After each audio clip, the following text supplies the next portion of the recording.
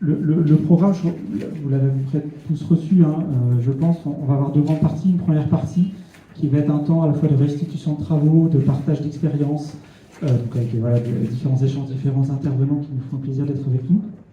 Et puis après la pause, autour de 17h, on aura un deuxième temps de travail, on va se reposer sur vous. On laisse un maximum de personnes arriver pour avoir un maximum de puissance, sinon pas de calcul, mais en tout cas de créativité pour travailler avec nous. C'est pas, vous verrez, ce ne sera pas un simple exercice d'atelier comme on le pratique souvent à la FAMNOB, certes. C'est un exercice d'atelier qui, pour nous, est en lien direct avec des projets que vous connaissez bien souvent puisque vous y êtes associés, mais avec les trois grands chantiers qui sont en cours de lancement ou déjà lancés avec des mobilités avec des partenaires. Donc on va être en lien direct avec des choses concrètes et qui auront des suites dans les semaines qui viennent. Et puis on terminera par justement une courte présentation des prochaines étapes, des prochains grands projets et le temps convivial à 19h. Alors sans plus attendre, je vais rentrer dans le vif du sujet. Donc j'ai une mission en 20 minutes qui est de rendre compte de 4 cycles de travail qui chacun d'entre eux ont donné lieu à entre 1 et 3 webinaires, entre 2 et 4 sessions de travail de 2 heures, plus des travaux bibliographiques ou de recherche, plus à chaque fois entre 5 et 10 entretiens.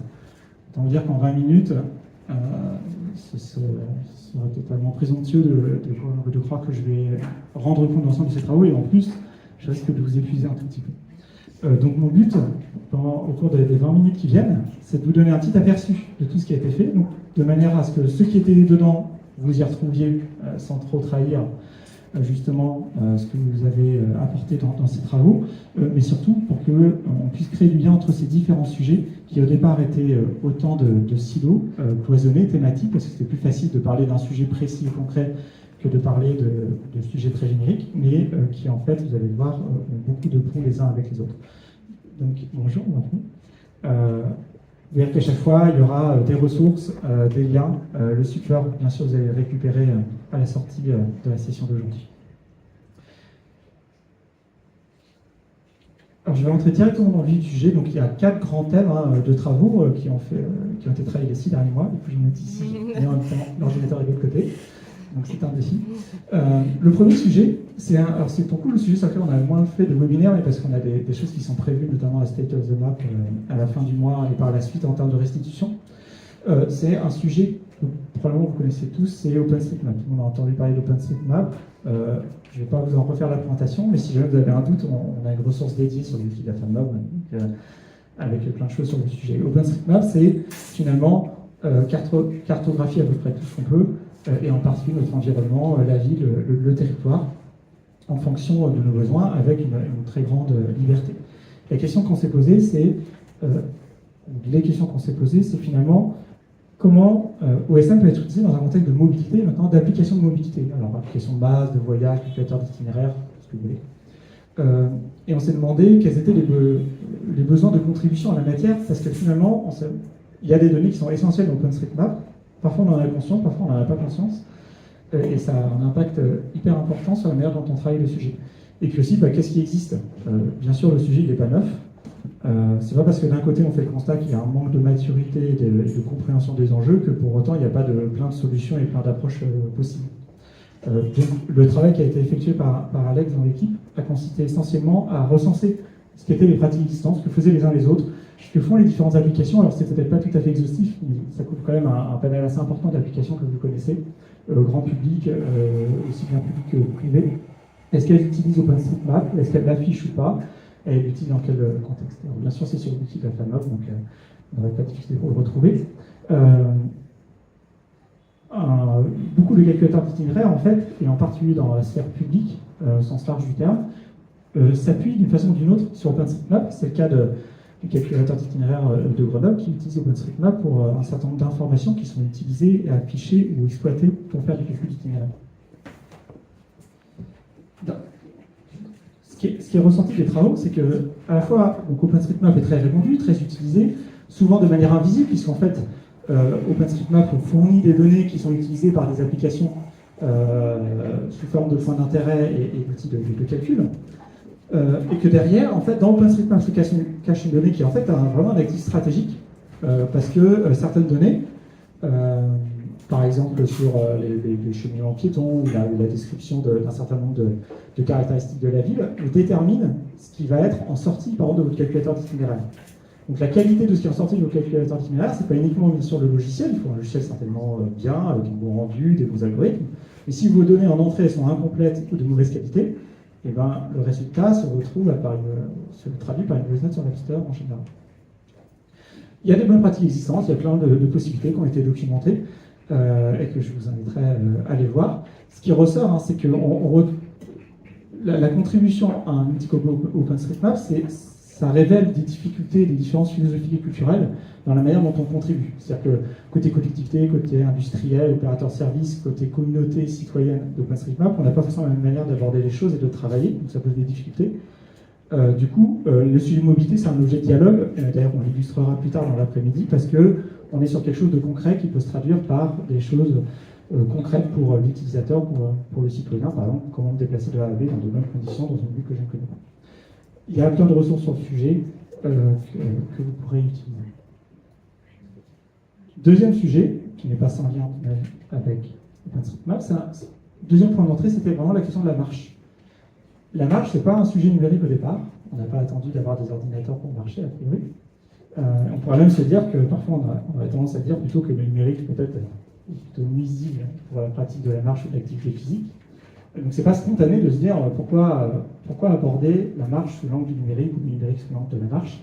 C'est ce qu'on a voulu faire. D'abord parce que la marche elle est partout, mais d'un autre côté elle est nulle part, c'est-à-dire que personne ne s'en occupe sérieusement, ou pas grand monde. Il n'y a pas grand monde côté acteur public et encore moins côté acteur privé dont c'est l'activité principale de s'occuper de la marche, alors même qu'on marche à peu près tous. On a voulu décliner ça par la question des indicateurs, des outils, quelles sont les difficultés en fait à l'utilisation de l'outil numérique. Et puis il y a une question en tâche de fond qui nous est posée même par notre conseil d'administration qui est mais finalement pourquoi vous voulez traiter de la marche parce que oui c'est de la mobilité, oui c'est décarboné, mais enfin bon si on raisonne en poids de carbone évité, finalement les trajets à pied c'est de la courte distance, ça reprend pas beaucoup de carbone, est-ce que tout ça est bien prioritaire? C'est peut-être pour ça que... Donc c'est une question qu'on cherche aussi à répondre pour nous-mêmes. Est-ce que c'est vraiment important de traiter de la marche au-delà de nos convictions personnelles?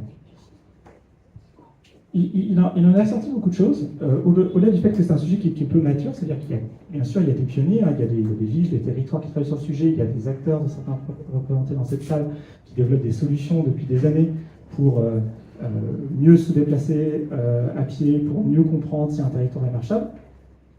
Malgré tout, c'est pas mature.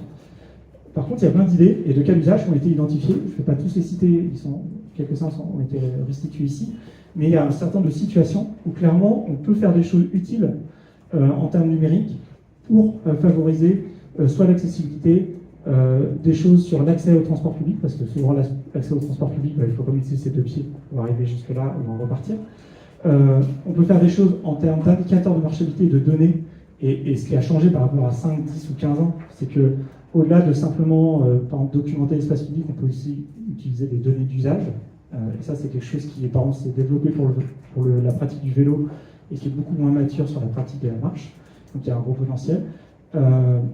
Et puis, on peut aussi, tout simplement, parce que c'est difficile de savoir où est-ce qu'on peut marcher, dans quelles conditions, ça demande beaucoup d'efforts de cartographie, et on peut aussi automatiser ces questions de cartographie. Donc, même chose sur le sujet, à chaque fois, on a toujours un espace dédié sur le wiki de la FAMOM qui regroupe beaucoup de ressources externes. Et une synthèse qui a été réalisée par l'équipe et en particulier par Marguerite. Troisième sujet, il s'avérait que ce sujet est assez proche de la marche, mais ce n'est pas exclusif. La question de la bordure de rue. Au départ, le sujet il a un nom anglais qui s'appelle curb.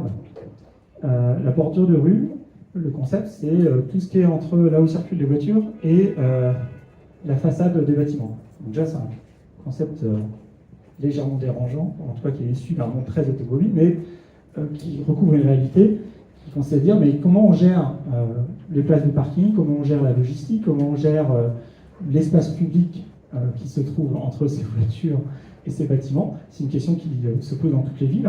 Récemment, vous avez peut-être entendu parler des travaux qui ont été faits pour les Champs-Élysées, en tout cas des réflexions sur comment rendre les Champs-Élysées plus attractifs pour les Parisiens ou les visiteurs.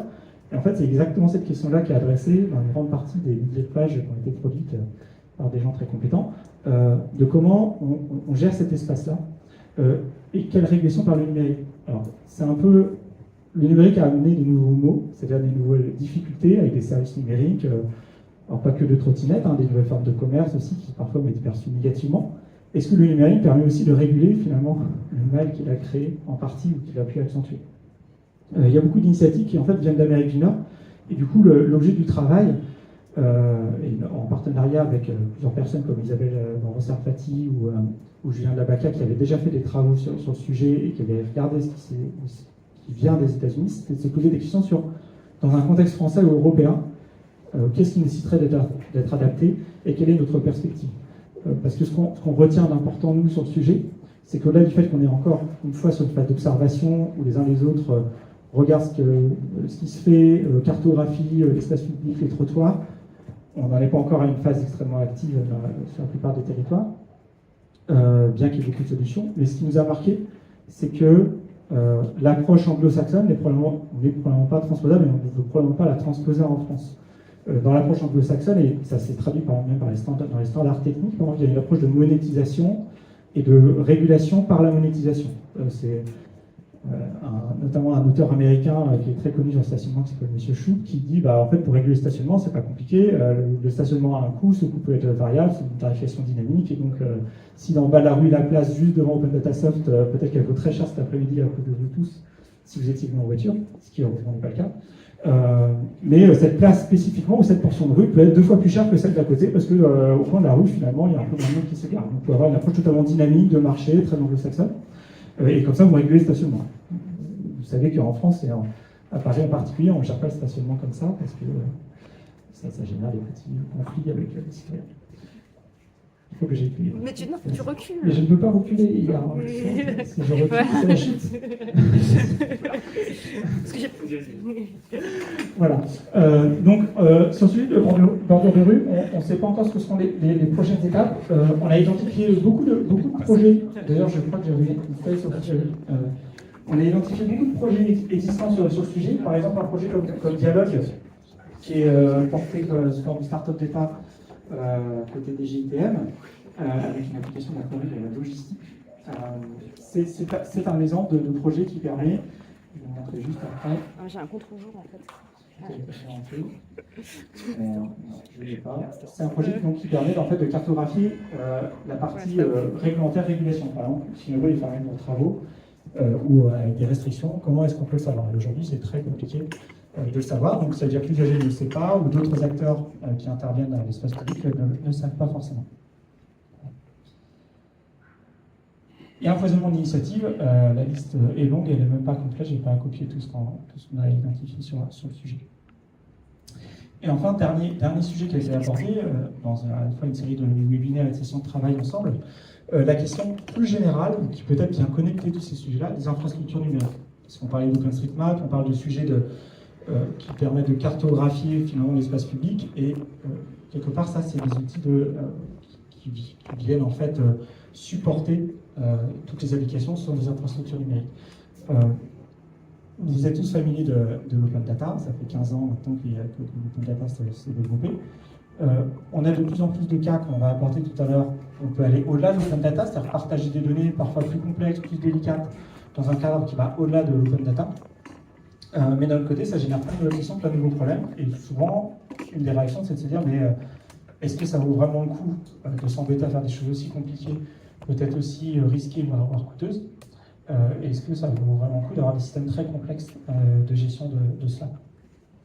Ce qu'on en a retenu surtout dans les ateliers, c'est qu'il y a d'abord déjà des choses qui se font dans la pratique. Déjà énormément d'échanges de données, y compris dans la sphère publique, des collectivités locales autour de la mobilité. Donc, en fait, ce n'est pas quelque chose de virtuel. On a listé des sujets ensemble, et on avait une quinzaine de participants. On a vraiment listé beaucoup de sujets, certains prospectifs, mais certains qui sont déjà existants et qui posent des difficultés, effectivement, de gouvernance, des difficultés techniques, mais où l'échange de données il se produit déjà. Donc se pose plutôt la question de comment on le rationalise. On a des thèmes prospectifs, certains ont été listés ici comme étant particulièrement prometteurs. Par exemple, comment on accompagne des personnes à mobilité réduite, ou même, on va dire qu'on a des besoins spéciaux en général, de bout en bout, et pas simplement par exemple, chez un opérateur de service. Comment on peut avoir une expérience unifiée parmi ces dizaines ou ces centaines d'applications de mobilité, hein, sur une métropole, par exemple, je veux dire lambda, vous allez avoir souvent entre 5 et 10 services de mobilité. Beaucoup d'entre eux, par exemple, sont publics, ils sont gérés par la même entité, mais c'est comme des comptes différents, c'est des données différentes. Et l'utilisateur, souvent, est un petit peu perdu là-dedans. Et puis, la connaissance des mobilités a été citée comme étant un sujet important, c'est-à-dire finalement comment on comprend mieux les mobilités de manière beaucoup plus dynamique, de manière beaucoup plus fine. On y reviendra aussi cet après-midi, il y a un atelier dédié à cette question-là, et aussi un programme dédié à ce sujet. On a aussi, enfin des sujets qui sont pas forcément avec des données personnelles, mais avec des données sensibles. Tous les sujets d'infrastructure routière, voirie, ont beaucoup stimulé les participants. Il y a beaucoup de propositions et de choses qui ont été identifiées, soit existantes, soit à venir, pour mieux exploiter les infrastructures, notamment parce que les infrastructures sont de plus en plus complexes. Avant, c'était justement très simple. Vous aviez une route, c'était des voitures au milieu et puis des trottoirs avec des piétons sur le côté, dans le meilleur des cas. Et maintenant, vous avez des pistes cyclables, vous avez plein de choses au milieu, puis vous avez des bus qui roulent dans une voie centrale, enfin plein de choses très complexes, et puis des choses dynamiques, qui nécessitent des approches beaucoup plus complexes. Les questions de prédiction, alors, comme étant des applications de l'IA, si vous voulez faire de l'intelligence artificielle, il faut probablement de la donnée et de la donnée de qualité. Puis, comme d'habitude, si la donnée en entrée n'est pas de bonne qualité, la sortie est décevante à minima, voire trompeuse. Et il y a eu des cas intéressants de d'IA prédictive sur l'information voyageur, sur l'exploitation, qui sont revenus. Ce qui était d'ailleurs marquant dans les débats, c'est que, et on voit aussi sur la connaissance des aléas, c'est qu'à chaque fois, souvent, on constate une forme de convergence, c'est-à-dire entre le domaine de l'usager et le domaine de l'exploitation. C'est-à-dire que souvent, une application, par exemple, prévoir des aléas ou gérer des grands événements, des situations particulières, ça peut avoir à la fois des bénéfices pour l'usager, on veut mieux l'informer, mieux l'accompagner, améliorer le service, mais aussi on veut améliorer nos capacités d'exploitation, donc gérer des crises ou gérer des changements d'exploitation. Et ça peut reposer sur les mêmes données sous-jacentes, alors qu'au départ, c'est pas du tout les mêmes personnes qui s'en occupent et c'est pas géré de la même façon. C'est pareil dans les transports en commun. Oui, c'est typiquement là ici des choses qui sont citées pour les transports en commun, typiquement. Absolument. Donc, dans les prochaines étapes, au-delà de la documentation et de tout ce qui a été fait, il y a un programme sur lequel on reviendra cet après-midi qui va être lancé et qui est un peu la brique centrale de ce qu'on va travailler dans les semaines qui viennent, notamment sur le thème de connaissance des mobilités. C'est question de rappeler que sur le sujet d'expérience unifiée, où le titre unique a été beaucoup cité, mais aussi le côté compte mobilité, c'est aussi un programme actif qu'on travaille déjà avec l'ADEME depuis longtemps et qu'on va poursuivre. Et puis on reviendra aussi sur les sujets d'accompagnement des personnes à mobilité réduite. Il y a aussi un atelier dédié cet après-midi. Voilà pour le panorama. Alors, le temps est compté. Je ne sais pas s'il y a une ou deux questions. De manière générale, les questions, on va beaucoup les reporter au temps de discussion, parce qu'on se dit des questions, c'est l'occasion justement d'enclencher des discussions ensemble. Mais si jamais il y a une ou deux questions, c'est quand même possible. J'essaierai de les répondre brièvement. Et ensuite, j'inviterai Patrick-Jean à rejoindre. Donc, l'idée, c'est que tout ça, en règle générale, c'est toujours par une tâche sur le wiki qui est de la FAMOB qui redirige vers toutes les ressources qu'on vous restituera par mail. Et bienvenue à notre administratrice.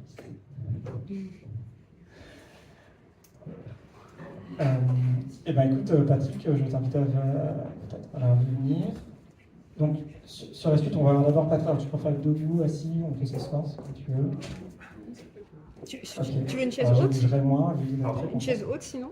Oh non, c'est bien. C'est bon comme ça? Ouais, Super. Bonjour à Patrick. ça, donc, Bienvenue, d'être Patrick. ici aujourd'hui. Merci Gislain. Je ne sais pas si vous passez des transparents. Non, vas-y, c'est toi qui as la main.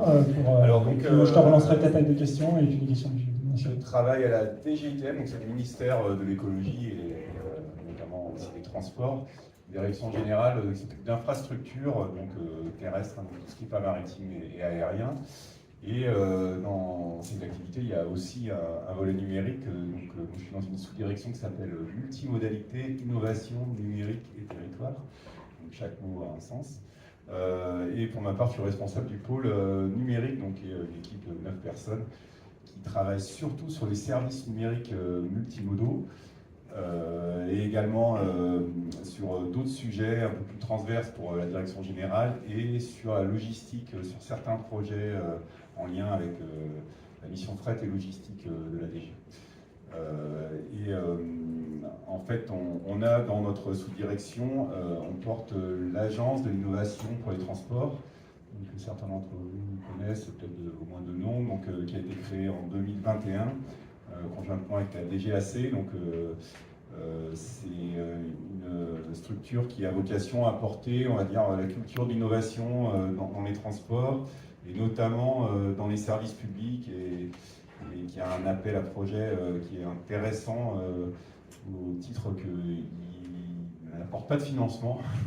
Il sert en fait pour les entreprises qui sont lauréates, donc ça s'appelle Propulse, qui sert en fait à, on va dire, ouvrir des portes pour des entreprises, enfin publiques ou privées d'ailleurs, hein, qui ont des projets et qui rencontrent des obstacles en fait pour avancer dans leurs projets, dans leurs produits, dans leurs services. Et des obstacles qui sont souvent liés à des questions réglementaires ou d'approche du secteur public. Et donc l'idée dans le cadre de ce programme, c'est de réfléchir avec eux pour essayer de leur ouvrir les portes et de faire avancer leurs projets. Alors donc, la fabrique des mobilités, c'est les communs dans la mobilité.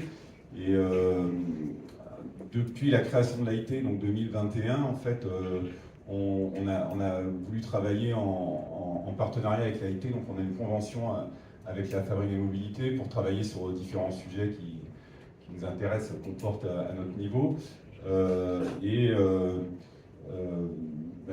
Pourquoi on s'intéresse aux communs? Je dirais qu'il y a 3 raisons. Alors, la mobilité, en fait, c'est en bonne partie, c'est multimodal. Ça veut dire qu'il faut de la collaboration, de la coopération entre des acteurs. Donc les communs, c'est certainement utile pour ça. Une autre raison, c'est l'innovation. On pense que l'innovation ouverte, parfois il y a un peu d'open washing, hein, ça peut être un mot un peu dévoyé, mais en tout cas, le partage de connaissances et a fortiori de données, de code, facilite l'innovation. Je pense que maintenant on a des retours d'expérience bien établis là-dessus. Et puis un troisième point, c'est le fait que les acteurs publics notamment, mais je pense c'est vrai aussi de beaucoup d'acteurs privés, enfin les ressources sont limitées. Et donc en fait, là où on peut, si on arrive à mutualiser, c'est gagnant en fait. Que ce soit sur des objets physiques, hein, mais aussi bien sûr sur de la donnée, du service, des artefacts numériques comme on dit. Voilà. Donc pour toutes ces bonnes raisons, depuis la création de l'AIT et spécialement sur le volet numérique, on a voulu porter ce sujet-là, quoi. Et donc on a des actions depuis 3 ans, hein, je dirais, avec la fabrique des mobilités. Est-ce que tu veux prendre quelques exemples dans les projets actuels de l'AIT en général, pas forcément ceux sur lesquels nous on est présent côté femmes, mais des projets où il y a cette dimension de commun que tu évoquais, de partage de données. Je pense un peu des sujets autour du covoiturage, sur le registre de covoiturage, ou peut-être d'autres sujets actuels comme le titre unique. Enfin, comment vous l'abordez, ces questions de partage de données, parce qu'il y a des logiques de partage de données avec plusieurs acteurs. Est-ce que tu peux expliquer un petit peu, et à la fois à quoi vous vous confrontez, enfin, c'est quoi peut-être les difficultés aussi qu'il peut y avoir là-dedans parfois, et votre rôle en tant qu'État quand vous bossez sur un sujet comme ça?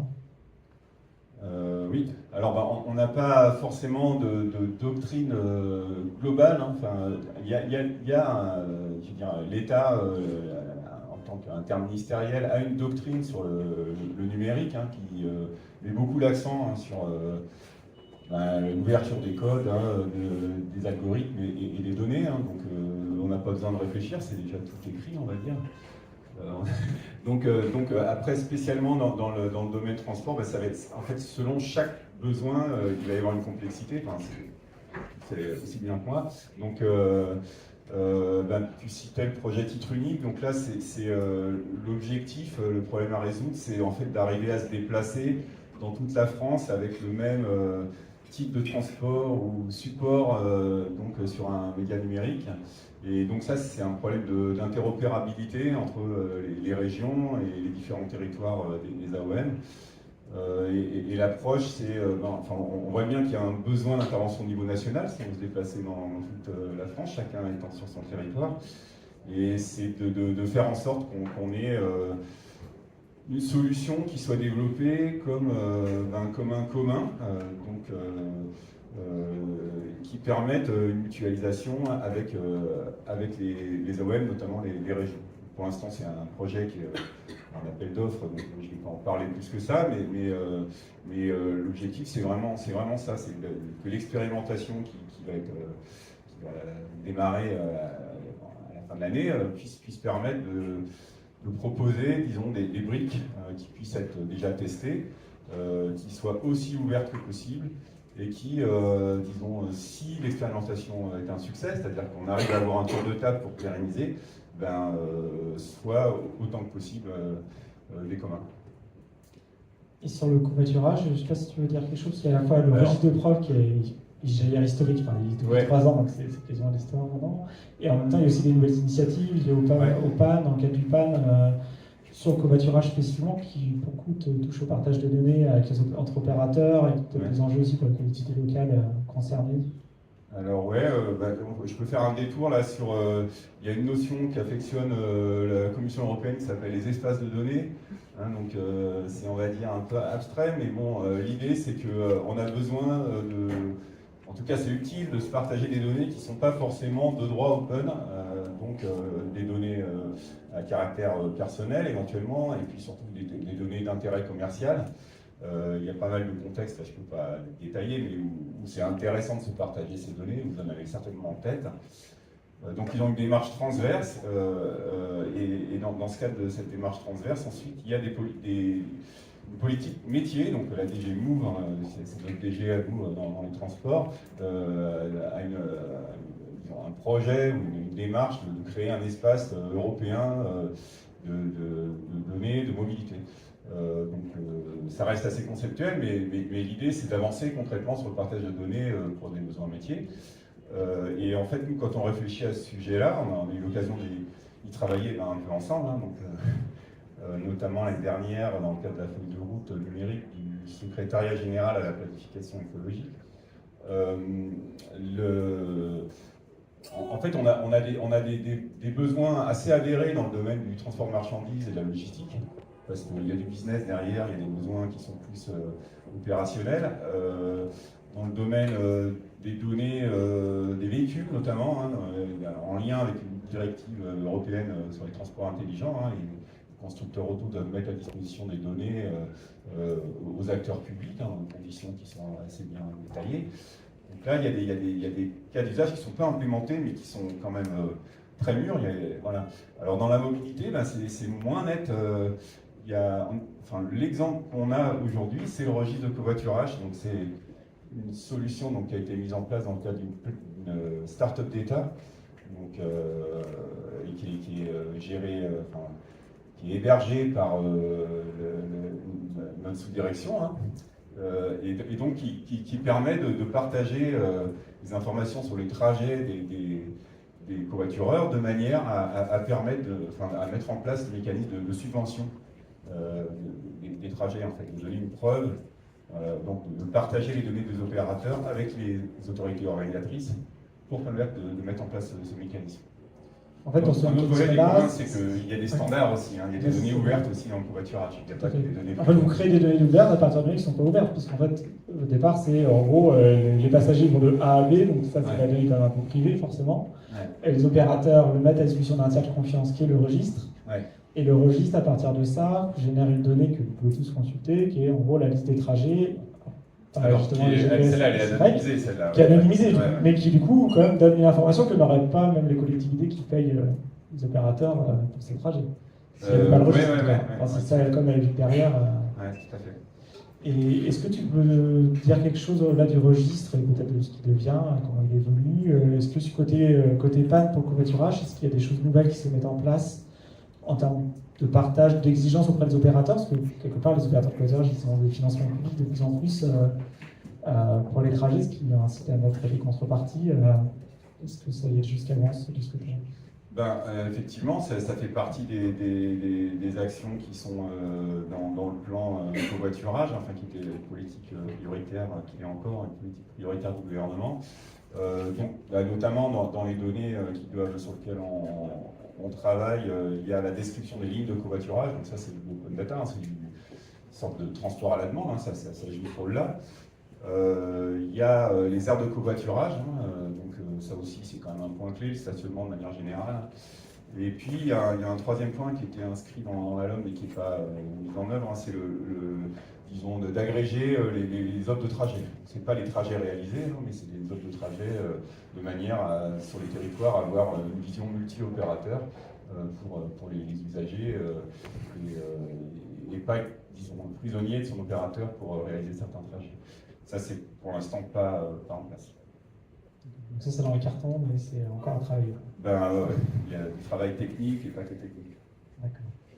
Est-ce qu'il y a eu de questions, peut-être Et puis, si tu veux, tu pourras rester avec nous, Patrick, jusqu'à 16h, je crois qu'il y a une réunion. Oui, alors, malheureusement, mais je reviens après à 17h. Et pour les ateliers, parfait. Pas de questions? C'est encore l'heure de la sieste. Merci. Merci Patrick. Tu veux nous rejoindre, Yann? Bienvenue.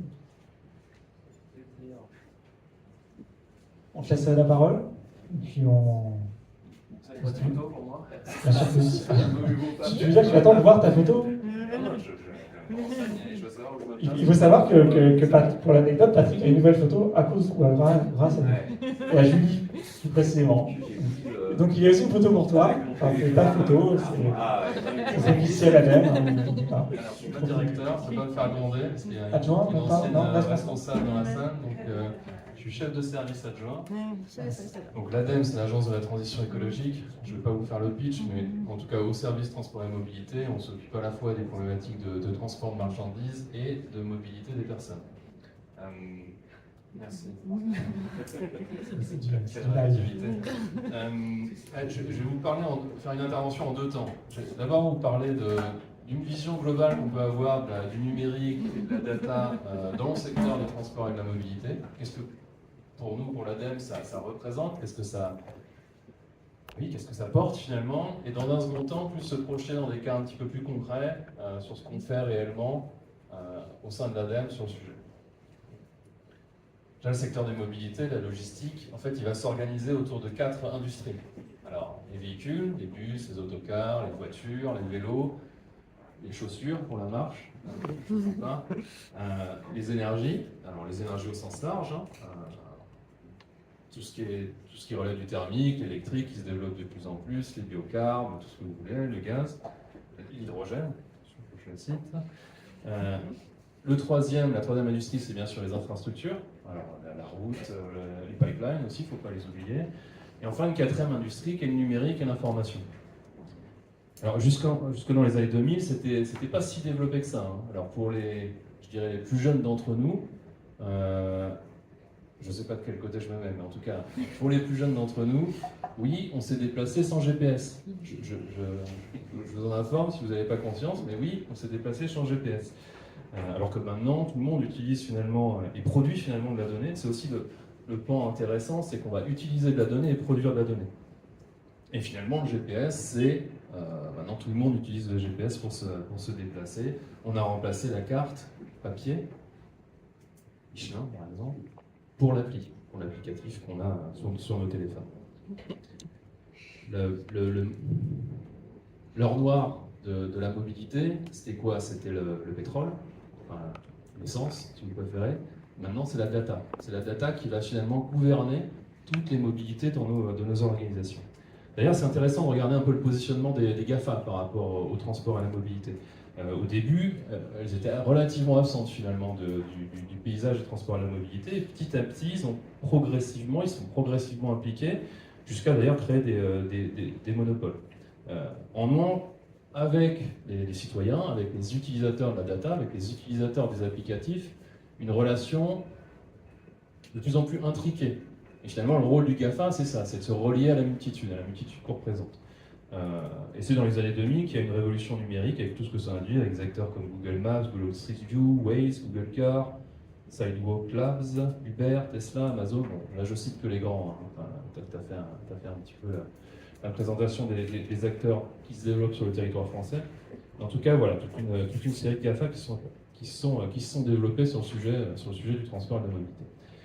Et finalement, la mobilité, à ce titre-là, au titre notamment du lien, au titre finalement de la gestion de nos données, on peut le considérer comme une menace, avec des mots comme en matière de surveillance, de privatisation des données, de création de monopoles. Il y a une forme d'enveloppement de la multitude par les applicatifs qui sont développés par les GAFA.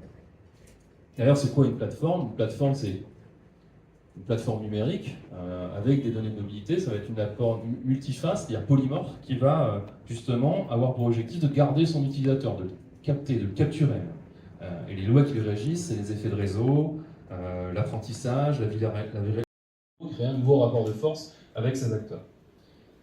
Donc nous, on travaille sur un premier pan qui va être de pouvoir transformer les données en connaissances, puis en outils d'aide à la décision. Et je vais prendre un exemple, on a développé un outil pour accompagner la transition énergétique du secteur de la logistique. Ça s'appelle Verdir ma flotte, je vous encourage, je pourrais vous envoyer les liens, mais qui quelque part permet à un opérateur de transport, un logisticien, de rentrer ses données d'usage pour que l'outil lui dise finalement c'est ce carburant alternatif qui est le plus pertinent pour tes usages. Donc voilà déjà un premier pan, comment on se sert des données pour les transférer en outil d'aide à la décision pour les acteurs opérationnels. Alors un deuxième, je ne vais pas m'étendre puisque tu en as parlé Patrick, c'est le registre de preuve du covoiturage. Mais je vais en donner une utilisation un petit peu moins directe en tout cas. Donc il y a l'infranumérique qui permet d'accéder aux données des opérateurs. Ces données, on va les transformer notamment en connaissances via un observatoire. Et c'est là que la puissance de la data, ces données qui sont issues de cet observatoire vont pouvoir être utilisées pour finalement, grâce à des outils de décision, pour faire des représentations cartographiques qui permettront à des autorités organisatrices de décider où investir, ou construire une voie dédiée, ou construire un parking de covoiturage. On est aussi appliqué dans les observatoires différents observatoires de mobilité.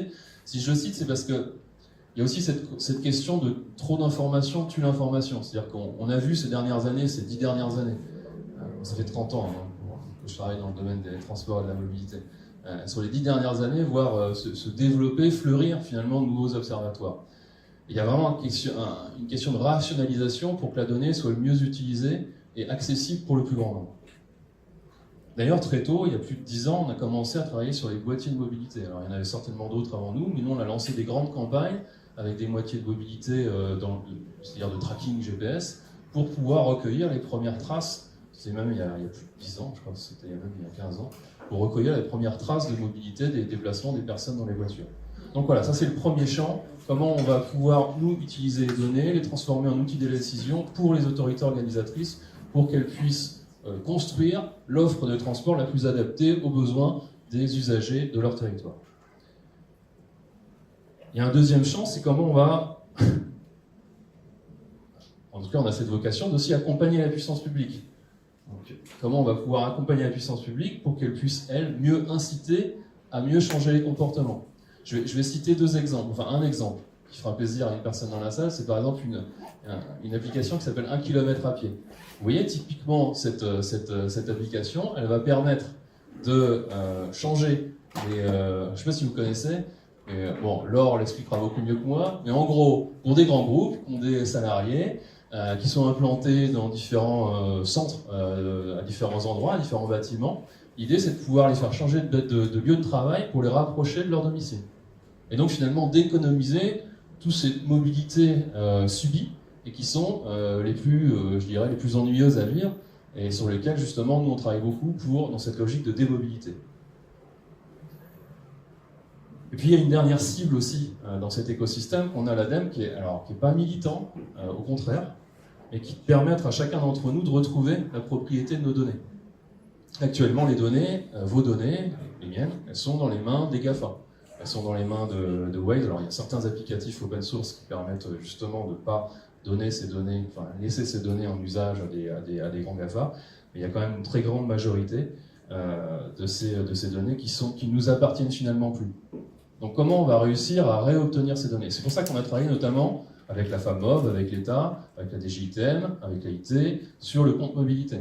Le compte mobilité, finalement, c'est comment permettre à des citoyens de se réapproprier leurs données de mobilité et en même temps de pouvoir permettre à la puissance publique, à l'État, aux autorités organisatrices, de refonder des incitatifs pour continuer d'accompagner les mutations de la mobilité, de nos mutations de notre mobilité.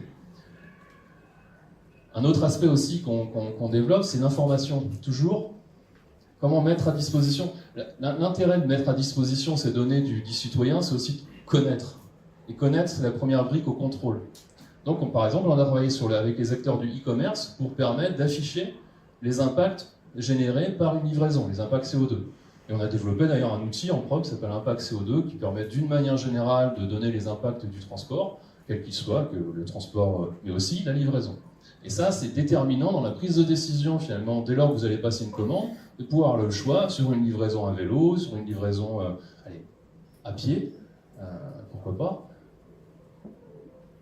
Et en tout cas, de pouvoir permettre de prendre une décision éclairée dès lors qu'on achète. Et enfin, le dernier champ, c'est comment, finalement, la donnée, elle va permettre d'accompagner les mutations des opérateurs, c'est-à-dire des fournisseurs, des fournisseurs de services de mobilité. Donc là, l'idée, c'est de pouvoir généré de la data, de l'analyser, pour que ces offreurs de solutions puissent dimensionner des offres qui soient les plus adaptées, finalement, aux besoins de déplacement. Et c'est la même chose pour les services logistiques. Par exemple, on a développé une plateforme d'échange de données environnementales entre les chargeurs et les transporteurs, qui d'ailleurs rejoint les travaux du GLEC, lors du Global Logistic European Council, qui vise finalement à étendre à toute l'Europe des échanges de données entre un donneur d'ordre qui va commander un transport, un chargeur, un Renault, un Coca-Cola, ce que vous voulez, et ces transporteurs qui vont effectuer ces transports pour que le chargeur lui-même puisse connaître les émissions de ces transports. Peut-être deux derniers points, et je me tairai. Alors on a aussi une forte implication sur tout ce qui est sujet open source, d'ailleurs avec la fabrique de la mobilité. On pense vraiment que l'open source et plus globalement l'innovation ouverte est le meilleur moyen dans le monde un peu volatile, complexe, incertain dans lequel on vit, de pouvoir innover. Et finalement, transformant l'acteur, c'est plus l'industrie, c'est l'écosystème. On a développé un programme aussi sur le sujet de la sobriété numérique. J'imagine que vous attendiez ce que je vous en parle, enfin j'espère. Merci d'ailleurs de nous accueillir dans le temple de la sobriété parisienne. Alors en même temps, ce bâtiment en face de nous est très ancien. Les deux qui sont à côté, c'est un autre problème. Voilà, donc on a développé un programme de certificat d'économie d'énergie qui s'appelle SONUM, qui a pour vocation de travailler sur deux pans. Un, comment on va rendre plus sobres les usages du numérique, et deux, travailler sur l'éco-conception logicielle pour rendre plus sobre à la fois la production des outils numériques, mais aussi leur consommation et leur exploitation. Voilà. Bon, en tout cas, on est relativement impliqué en tout cas sur le sujet de la data. Ce qui est pour nous important de comprendre, c'est que c'est pas seulement un sujet technique, mais c'est aussi un sujet culturel et économique qui vient se rajouter aux sujets traditionnels sur lesquels on a travaillé depuis une quarantaine d'années. Voilà. Merci beaucoup Yann et merci Patrick. Je retiens vraiment tes trois points qui résument bien vos deux interventions sur pourquoi la data. Je me permets de les reprendre parce que je pense que pour cet après-midi, ils peuvent éclairer la suite de nos travaux. Si j'ai bien entendu, c'est la connaissance, mieux comprendre pour mieux prendre des décisions. Le deuxième point, c'était la puissance publique qui justement fonde sa politique sur une meilleure connaissance et crée des incitatifs et des politiques, on va dire, à la fois ciblées, etc. Le troisième enjeu pour les citoyens ou pour les entreprises, c'est un enjeu de maîtrise, pour ne pas forcément dire souveraineté tout le temps, mais en tout cas d'être en capacité de conserver, d'avoir une liberté d'action et en matière de données, c'est ce qui nous permet ou pas d'agir d'une certaine façon. Et ça, c'est aussi un enjeu qu'on cherche à avoir, et ça peut couvrir des champs très larges de l'accessibilité finalement à la performance des entreprises. Et je trouve que ça, c'est intéressant aussi de le prendre avec ce regard-là qui nous a introduit. Merci en tout cas à tous les deux. Je crois que tous les jours vous avez des réunions en plus à 16h, donc merci de vous être libérés. Et si vous revenez après, ou si tu reviens, Patrick, en tout cas, vous êtes évidemment les bienvenus. En plus, vous avez joué le jeu, on est dans les temps, contrairement à ce que j'ai annoncé au début, finalement. Donc c'est officiellement le meilleur moment, le nouveau meilleur moment, parce que nous avons 7 minutes d'avance, ce qui va me permettre de passer la parole à Marguerite, du coup, vous libérer. Marguerite qui va introduire elle-même, évidemment, le thème et les intervenants. On ne va pas passer une table ronde, mais en tout cas de ton dialogue. Alors, on va installer les chaises.